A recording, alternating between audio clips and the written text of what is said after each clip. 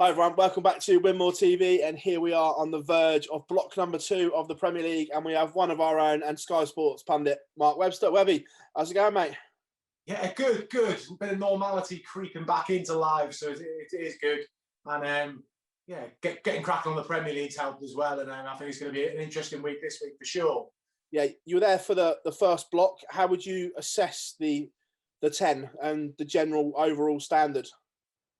Yeah, I mean, they've all got a case, haven't they? Except for, unfortunately, Glen. Yeah, I think Glen we expect to be eliminated on Friday or Thursday night. But I hope you're not going to ask me who the other one is. So I really can't decide. It's so tight. Particularly impressed with De Souza, Johnny, and Dimitri. Johnny and Dimitri more so, but they're three newcomers to the Premier League, and they're not getting the full experience from it. But they're still adapting themselves really well. And it's the Premier League. It's been exciting in a different way, and it's close, and that's what we want it to be. Yeah, just a couple of bits before we look ahead. Obviously, what was the reaction and everything like when we heard, or you found out being there, that Gezi had been ruled out? That was a shame, wasn't it? It was a real shame. He's the world number one. He's the world champion. He's the biggest attraction there. I know Michael van Geren's there, Peter Wright, Gary Anderson, but Gerwyn Price was the main attraction. He was going in, coming off the world championship, and he's, you felt for Peter Wright last year, but Peter Wright got to play in a crowd a few times, a world champion. Gezi still hasn't managed to do it, and hope the Premier League was the back end. They're hoping to have a crowd, and still it won't feature Gerwyn Price. I mean, the beauty of it is he'll be back next year. I mean, but in terms of financially, and he felt fine as well. But it's a government rule. It's not a dart rule. It's not a sport rule. It's a government rule. Unfortunately, they went with it, and luckily, a good replacement. I think James Wade was the right man. Probably a bit fortunate not to be there, but he's done okay. Touching on what you said there about Jose as well. Obviously, he's only one win. He's in the bottom 2, and he's got a tournament average of 100. That's remarkable. Yeah, but we saw it with Sudovic, didn't we? If on his debut, he got eliminated with a throwing average around 100 as well. I mean, De Souza's there's counting errors, aren't they? And you can laugh and laugh, but they're costing him. They cost him at key times, and he's got to address that. Just take a step back, even if you ask the ref. But it's Premier League's tight, Phil. It's tight at the minute, and it could come down to a silly little counter from De Souza. And it's so close. I mean, there's no obvious candidate to go with Glen. I mean, pretty much 100% of people are going to say Glen, but I just cannot pick a second one to go with him at the minute. Looking ahead, obviously, as well, how would you assess Michael van Gerwen? Inconsistent. When he's brilliant, he's been sensational.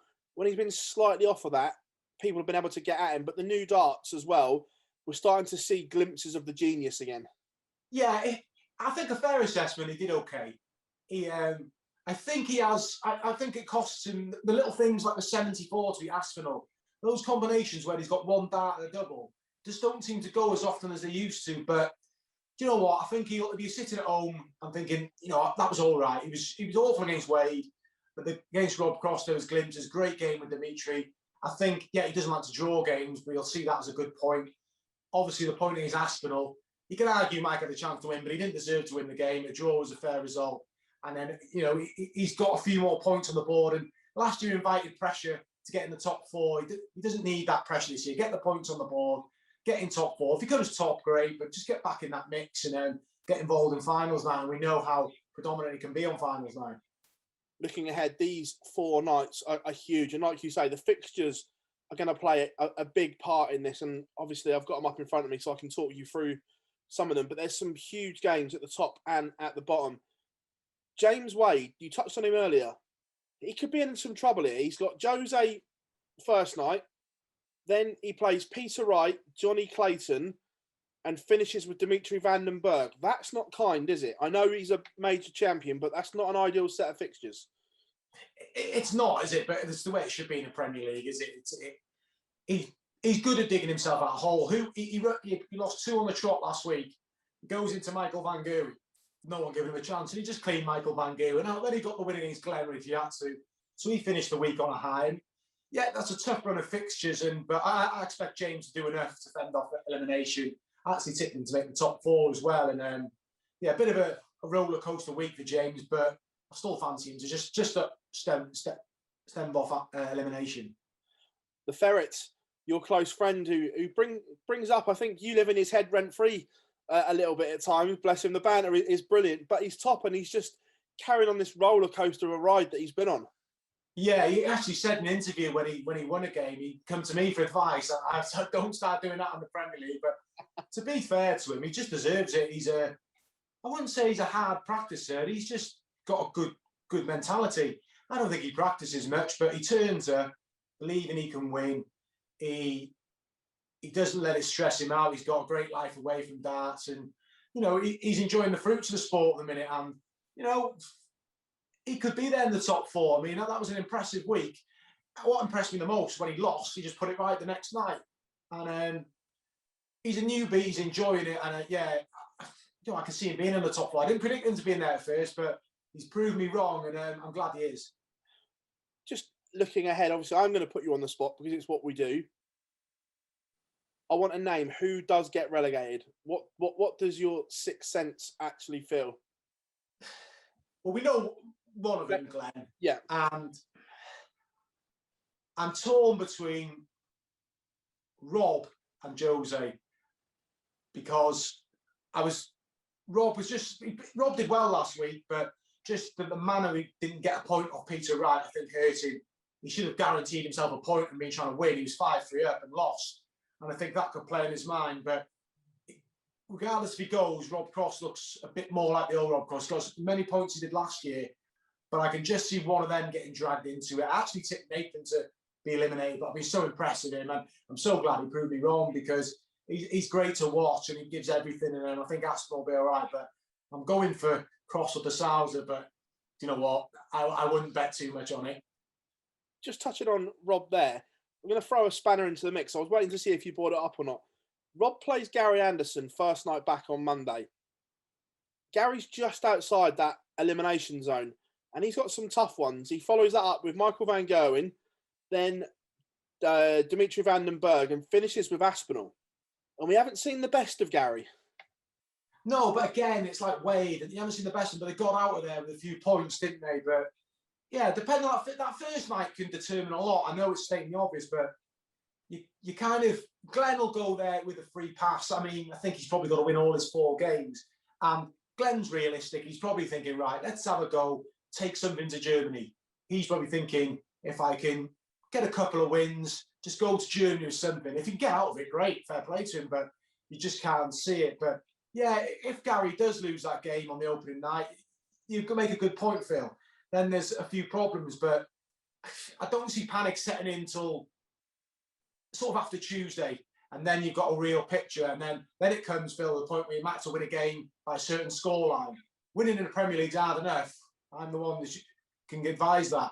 But when you've got to win by a certain scoreline, that's when it gets tricky. And yeah, it'll be interesting. But it's good that it's close. It's really close, and that's what we want. Just something that you said there as well, talking about Glenn and your Premier League experience. It's often thrown at it, the Premier League ruined your career. Obviously, we've seen it do things to people's heads like Yella and everything like that. Could this do more damage to Glenn than coming out the other side? Because although he's not playing well, this is brutal night after night on your mental game. It is tough. I mean, for me, it didn't ruin my career, but it ruined me in the sense that I probably thought I can't compete at that elite level again. I could compete in a match play, a Grand Prix. You got 32 players with those top guys week in, week out. That was probably what highlighted me. I actually did all right after. But Glenn's different to me. Yeah, he's losing every week, but he's won it. He's defending champion. He knows he can compete, so he can use that to clutch to. But yeah, it's not ideal losing every week, is it? And Glenn's not confident. He's making mistakes. Like treble 18 for the double single 18 for a double 18. He hits the treble. He's going for an 18 for a 74 or 78, hitting a 4 and making things hard. Goes for 25 on a 90 plus combination, hits a single number.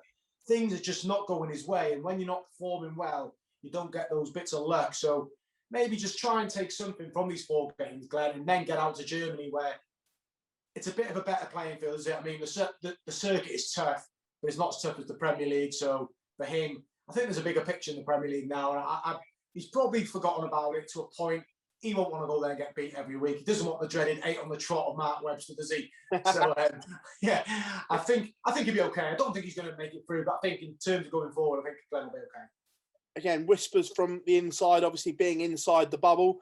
Is there a genuine confidence that we could see some fans for the back end, the final, or maybe a couple of nights beforehand? I mean, I think I've heard some murmurs that, a couple of towards the end, we're hoping to see some, but it's nothing to do with PDC having a word or Sky. It's the government, isn't it? It's a rule, but no, we need something there. I mean, I'm led to believe it's going to be played out in Milton Keynes regardless.